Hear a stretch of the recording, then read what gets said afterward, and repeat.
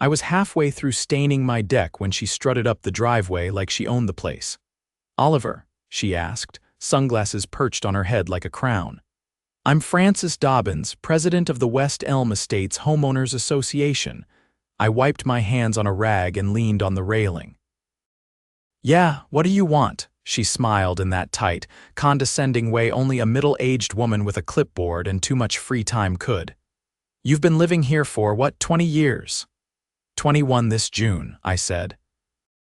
"Well," she said, flipping through the papers on her clipboard, "your property technically falls within the updated borders of West Elm Estates. We filed a rezoning request 2 years ago. That means you're now part of the HOA." I blinked. "No, I'm not." Frances made a fake laugh. "Oh, but you are. And since you haven't been paying dues or following community appearance guidelines, frankly, your mailbox is a disaster. You're currently in violation. We'll be sending you fines." "You're out of your mind," I said. "This house was built in '99. I bought it from the original owner." "No HOA then, none now." She stepped closer, lowering her voice like she was doing me a favor. "Listen, Oliver, it's not personal, but everyone has to follow the rules. You're officially part of us now, whether you like it or not." I watched her walk back down the driveway like she'd won something. That night, I dug through every document I had from when I bought the house. Deed, title, plat maps, nothing mentioned West Elm Estates. In fact, my property line was clearly outside the neighborhood boundary by 40 feet. I called the county registrar the next morning to confirm it. Frances was lying. 2 days later, a letter arrived. It was hand-delivered and stamped with the HOA seal. A bill for $500 in back dues, and a threat to place a lien on my home if I didn't pay within 30 days. I showed up to the next HOA meeting uninvited. The room went silent when I walked in. Frances stood at the front, wearing a pastel cardigan and fake pearls like it was a courtroom. "You're not a member, Oliver," she said. "This is for the HOA only." I held up the letter. "Then why are you billing me like I am?" She rolled her eyes. "Because you are. The rezoning was approved 2 years ago. It's legally binding." "I checked with the county," I said. "They never approved anything. This map you're using, it's not official." That got some murmurs from the crowd. Frances' voice got sharper. "We had our own survey done." "We don't need the county's blessing." "You absolutely do," I said, "and if you try to touch my property with a lien, I'll sue for fraud." I walked out before she could answer, but I knew right then this wasn't over. She wanted a fight. She was about to get one. HOA story, HOA stories, Homeowners Association stories. I pulled into the county clerk's office just after lunch the next day. The woman behind the counter, Dana, recognized me from a few years back when I'd filed a property line adjustment after planting new hedges. She had the kind of memory that made her dangerous to anyone trying to pull a fast one. "Oliver, haven't seen you in a while," she said, tapping her keyboard. "You still up on Chestnut Hill?" "Unfortunately, yes." I set a folded copy of the HOA's fake map on the counter. "I need to pull the most recent certified boundary filings for West Elm Estates, and anything they've submitted in the last 3 years, rezoning, annexations, all of it." Her eyebrows arched slightly. "They try in something shady. They're claiming I'm one of them now." "Sent me a bill and everything." Dana let out a sharp laugh and began typing faster. "They'd need county approval for any boundary expansion, and I'd know if it happened. County denied their last annexation request in a hearing 18 months ago. It was a joke. They tried to include a gas station and a funeral home." She printed out a stack of papers and handed them to me. "Here's the official map on file. You're not even remotely inside their lines. And here's the rejection letter from the county board. You should talk to a land use attorney." This smells like attempted fraud. I didn't need convincing. I dropped the documents off at my friend Lucinda's office. She was a retired civil attorney who still took on the occasional zoning case when people like me got pushed too far. She read through the paperwork while I sat across from her desk, the wall clock ticking between us. "They're calling this a community-based expansion initiative," she said, flipping pages. But they never filed the proper public notice, didn't hold the required hearings, and there's no record of any homeowner vote outside their existing jurisdiction. It's all hot air. So what's the move? You sue them for malicious prosecution and declaratory relief. And fast. If they try to record a lien, you'll have to go through hell to clear your title if this isn't on record first. By the following Monday morning, we'd filed the suit in county civil court.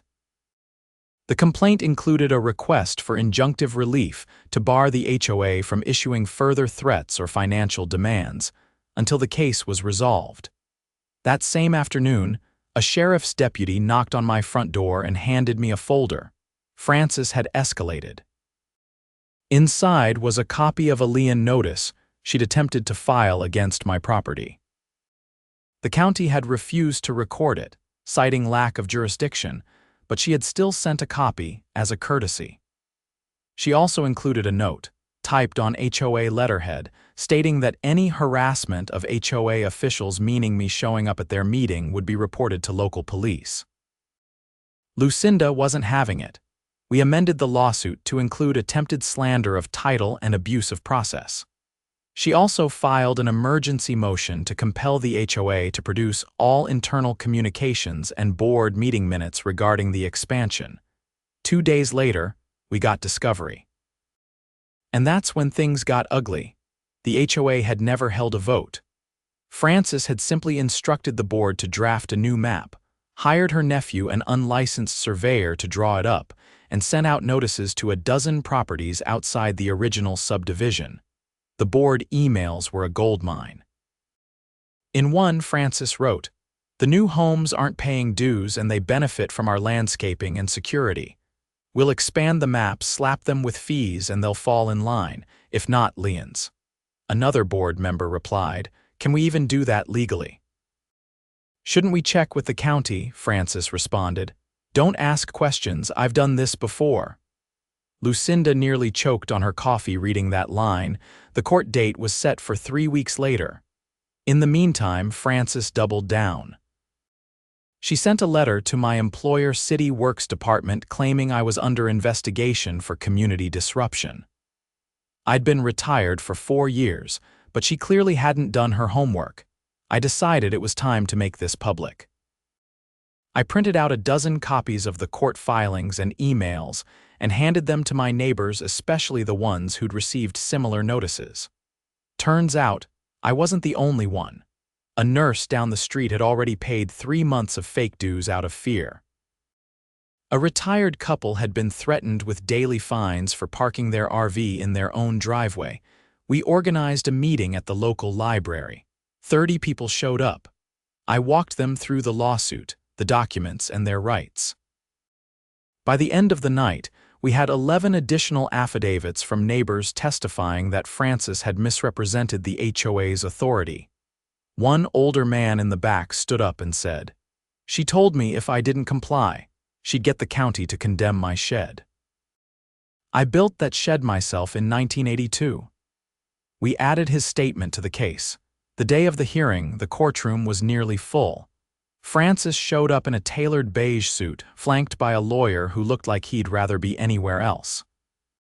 The judge, an older man with a dry sense of humor and zero patience for nonsense, read through the complaint silently, flipping pages.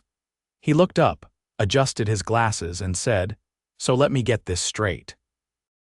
The HOA attempted to forcibly annex properties outside its jurisdiction, without county approval, without homeowner consent, and then tried to enforce dues and penalties." Frances' lawyer cleared his throat. "Your Honor, the HOA believed they were acting within a reasonable interpretation of their charter." The judge raised an eyebrow. "A charter doesn't override state zoning laws, and it certainly doesn't grant private entities the power to redistrict neighborhoods. That's some banana republic-level logic." There was a quiet chuckle from someone in the back. Lucinda stood and delivered the knockout. "Your Honor, in addition to the fraudulent notices, we have evidence the HOA president intentionally misled residents, submitted false documents, and threatened retaliation against those who questioned her authority." The judge flipped to the emails. Yes, I see. Don't ask questions. That's reassuring. He looked at Frances directly. You'll cease all communications with the plaintiff and other non-member residents immediately. The court is granting a permanent injunction. Attempting to file liens on properties outside your jurisdiction is not just improper, it's criminal.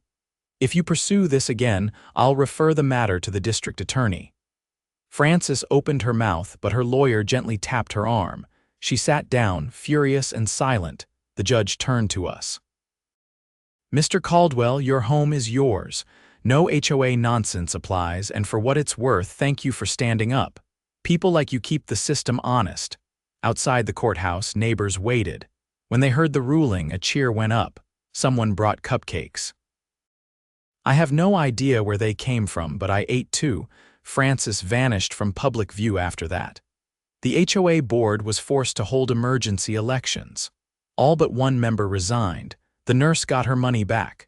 The couple with the RV parked it proudly in the same spot, and me. I rebuilt my mailbox just to make a point. It's now 10 feet tall, painted with the phrase "private property" in bold red letters. The mailman says it's ridiculous. I told him I've earned it. 2 weeks after the court ruling, I was in the middle of installing motion lights on my garage when a black SUV rolled slowly past my house, circled the cul-de-sac, and parked across the street. It stayed there for 15 minutes. No one got out. No one rolled down a window. Just sat there, engine running. I wasn't paranoid by nature, but after everything Frances had pulled, I had reason to pay attention. The next morning, someone dumped a wheelbarrow full of broken bricks on my front lawn. No note, no witnesses. Just a pile of jagged concrete sitting like it belonged there. I called the non-emergency line. Officer Reynolds showed up just before noon, took a few photos, and gave me a look that said he'd seen this kind of petty nonsense before. "You got any enemies?" he asked, scribbling on a pad. "I've got an HOA president with a bruised ego and too much time on her hands," I said, pointing to the house 4 doors down. "She's not supposed to come near me, but I doubt that stopped her," he nodded. "We'll open a report. If it happens again, install a camera. Or better yet, get one with night vision." I already had. 2, actually. One on the garage and another under the eaves, both syncing to my phone. Sure enough, that night at 2:15 in the morning, someone crept across the sidewalk and dumped a bag of mulch on my driveway. Not even spread out, just dropped it like a body and ran. The footage showed a man in a hoodie, face obscured. But what caught my attention wasn't the man, it was the vehicle he got out of. A black SUV, same one from earlier. I uploaded the video and emailed it to Lucinda, along with the incident report number from Officer Reynolds. She called me by mid-morning. "That's not just petty harassment anymore," she said. "That's targeted intimidation. They're trying to provoke you into reacting." "Don't give them the satisfaction." "I'm not," I said, "but I want this on the record, all of it." She agreed and contacted a friend of hers from the district attorney's office. A few hours later, I got a call from an investigator named Natalie Reeves. She asked if we could meet in person. We met at a diner just outside the neighborhood. She slid into the booth across from me with a folder under one arm and a badge clipped to her belt. "Your lawyer sent over everything," she said. "The court case, the emails, the video. It's more than enough to justify a formal investigation." I raised an eyebrow. "You think this goes deeper than just Frances being petty?" She opened the folder. Inside were city zoning maps, HOA filings, and most surprising, a spreadsheet of bank transactions. "I think there's more going on than boundary overreach," she said. "We pulled the HOA's financials from the last 3 years. There are irregular withdrawals, large ones labeled as community improvement funds, but there's no matching invoices or receipts. And those funds, they're coming from residents who were never legally part of the HOA." My stomach turned. "So they were collecting money under false pretenses, then skimming off the top. Looks that way, and Frances wasn't working alone." She showed me a list of names, board members, a few local contractors. One name jumped out: Clayton Mendez. He owned a landscaping company that had done work for the HOA for years. He's cashing checks from the HOA for jobs that were never completed, Natalie said. And when we spoke to a few residents, they confirmed that the landscaping upgrades he supposedly billed for never happened. The pieces clicked faster than I could keep up. So they expand the boundaries, threaten people with liens, get them to pay dues and funnel that money through fake improvement projects, Natalie nodded. Classic laundering setup, but sloppy. Too many digital trails. We're pursuing fraud, conspiracy, and possibly tax evasion. I sat back, trying to process the scope of it. What started as a simple boundary dispute was now a full-blown criminal investigation. By the following week, 3 more residents came forward with documentation, unexplained charges, alteration of meeting minutes, and even checks made out directly to Frances under the guise of administrative bonuses. Then came the real bombshell. A former HOA treasurer, a quiet woman named Alina who'd moved out 6 months earlier, contacted Lucinda after seeing a news clip about the investigation. She'd kept copies of everything: bank ledgers, board emails, and a thumb drive with internal memos Frances had ordered destroyed. Alina met us at the library conference room, visibly nervous but determined. She threatened me, she said, sliding the drive across the table. Told me if I ever talked about the reimbursements, she'd make my life miserable, said she had friends on the county board. Lucinda took the drive. You did the right thing, you still have the originals, Alina nodded. In a safety deposit box. I wasn't going to let her bury it. Natalie reviewed the data and confirmed what we already suspected: Frances had issued herself over $30,000 in administrative adjustments over a 2-year period. All undocumented. All illegal. Within 72 hours, warrants were issued. Frances was arrested at her home on a Thursday morning. The neighborhood buzzed with the news. Patrol cars lined the street, and a few neighbors stood on their lawns in disbelief. I watched from my porch, arms crossed, as officers escorted her out in handcuffs. Her expression was blank, but her eyes flicked to me once before she got into the cruiser. Clayton Mendez was picked up the same day. 2 other board members turned themselves in shortly after. Charges ranged from wire fraud and embezzlement to obstruction of justice and falsifying public documents. In the weeks that followed, the neighborhood underwent a transformation. The interim board appointed a new president, a retired school principal, who immediately halted all HOA activities until a full audit could be completed. The county opened a hotline for residents to report suspicious HOA practices. Turns out, we weren't the only neighborhood dealing with this kind of corruption. At the next community meeting, held in the town hall gymnasium instead of the library, I was asked to speak.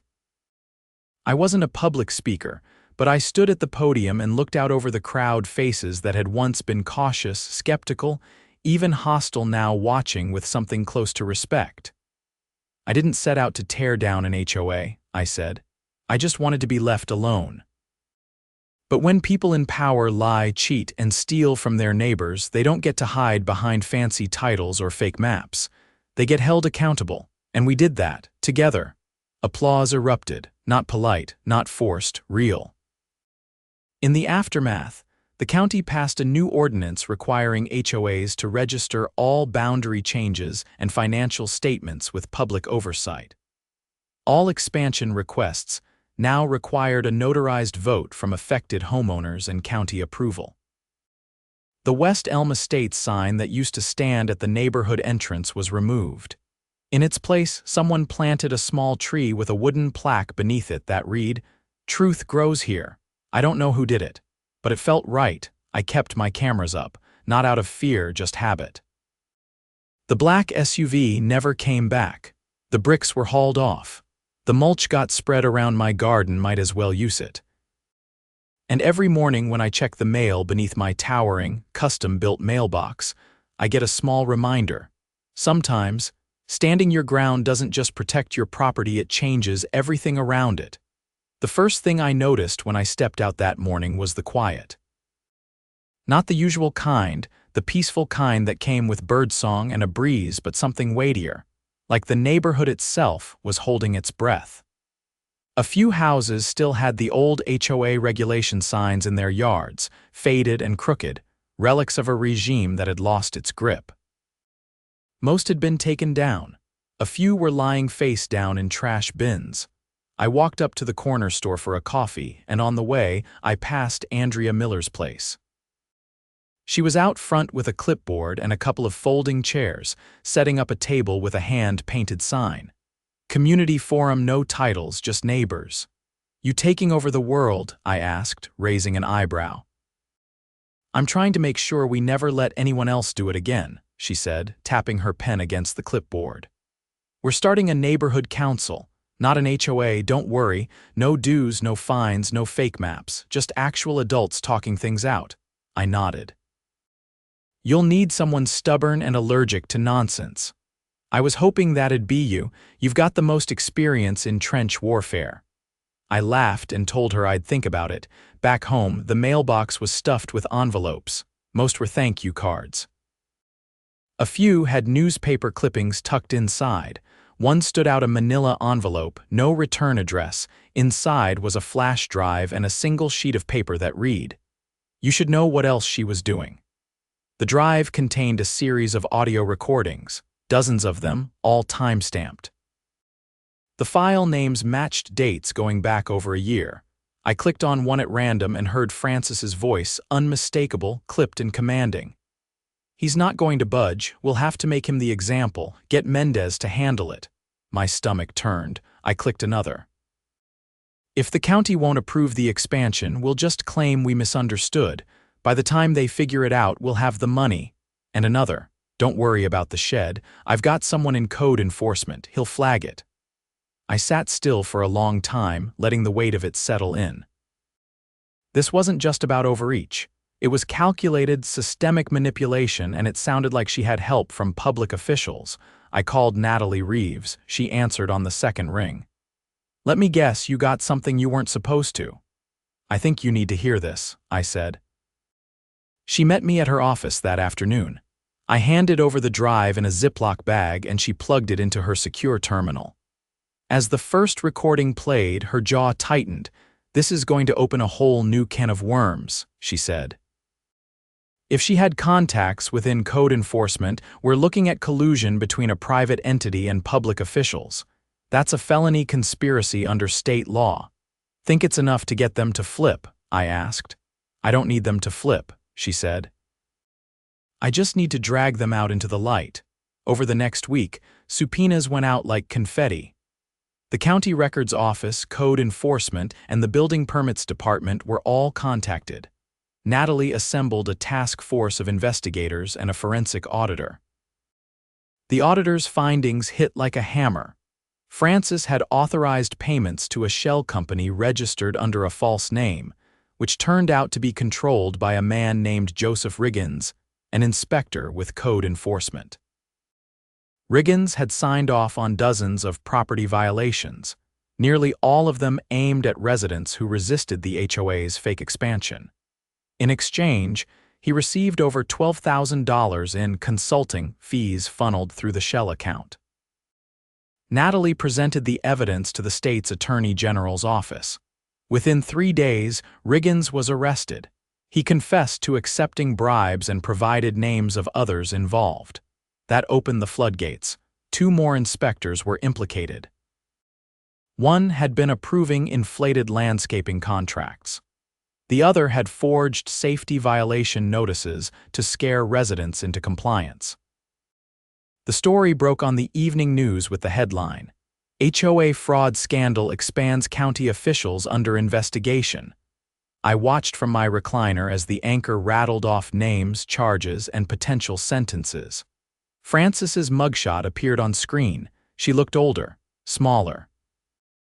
The following week, a grand jury was convened. I was called to testify along with several neighbors. Andrea, the nurse down the street, even old Mr. Jensen with the legendary shed. We told our stories, laid out the harassment, the lies, the threats, and then Natalie played the recordings. The room was silent except for Frances's voice echoing through the speakers, dripping with entitlement. One of the jurors glanced at me more than once. When I stepped down from the stand, he gave a small nod. Just a gesture, but it stuck with me. 2 months later, the indictments came down. Frances, conspiracy to commit fraud, obstruction of justice, bribery, and racketeering. Mendez, aiding and abetting fraud, false invoicing, and money laundering. Riggins and the other inspectors, official misconduct, bribery, and falsifying public records. The trial didn't take long. With the evidence so overwhelming, Frances's attorney tried to negotiate a plea deal. But the state wasn't interested in leniency. Not when her actions had affected dozens of families and corrupted multiple public servants. She was sentenced to 17 years in state prison. Mendez got 9. Riggins and the others received varying sentences, all between 5 and 10 years. After the sentencing, Natalie called me. "I wanted you to hear it from me," she said. "We're closing the case. You were the first domino, Oliver." "I didn't do anything special," I said. "You did more than most would have. You didn't fold. You didn't walk away. That matters." I hung up and sat on the porch with a glass of iced tea as the sun dipped behind the trees. A few kids rode past on bikes, laughing. A sprinkler hissed in the distance. The quiet was back, but this time, it was the good kind. Andrea came by later with a binder. She was putting together a record of everything that had happened: documents, timelines, photographs, statements. She called it the Chestnut Hill Casebook. "I want this to be something people can read when they wonder what happens if they say nothing." I flipped through the pages. My name was there, but so were dozens of others. It wasn't just my story anymore, it was everyone's. That night I walked the length of the neighborhood. The air was warm and the scent of cut grass lingered. Lights glowed from windows. People waved without hesitation. There was no more fear, no more whispered questions about dues or violations, just neighbors, just people. And at the far end of the street, where the HOA once held its meetings in that sterile, over-decorated clubhouse, the windows were dark. A for lease sign hung crooked in the front. No one had stepped inside in months.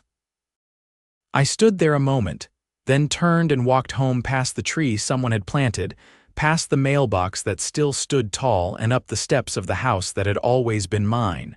No signatures. No borders. No approvals needed, just mine.